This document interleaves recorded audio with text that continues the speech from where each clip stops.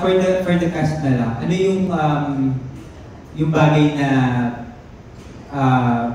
you think na pag ginawa sa inyo is makakapagpatunaw sa inyo, parang ice cream?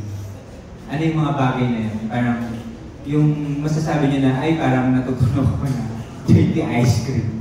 Anong bagay yung pwedeng gawin sa inyo? Na, do you think you would say na nakakatunaw na parang dirty ice cream?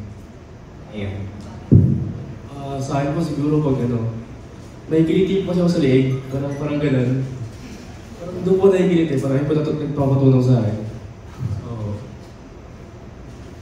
Okay, you see that? Ay nako. Ako tinatanong ayawan. Siyempre pag babae gusto dinidilaan. Siyempre no, yun lang yung basta dinidilaan ako parang ice cream, masarap talaga. Ayun, diba girl? Sa akin, siguro, dahan-dahan kang bubulungan sa tenga. Like, alam mo yun, yung dahan-dahan yung sabihin yung, ganda mo, ganyan. Wala na, parang nakakakiliti lang din, parang kayo son mo, yun.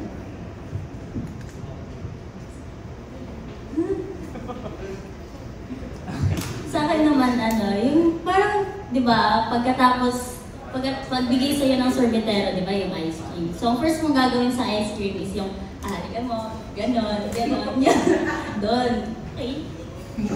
Sa akin naman po yung eye-to-eye contact.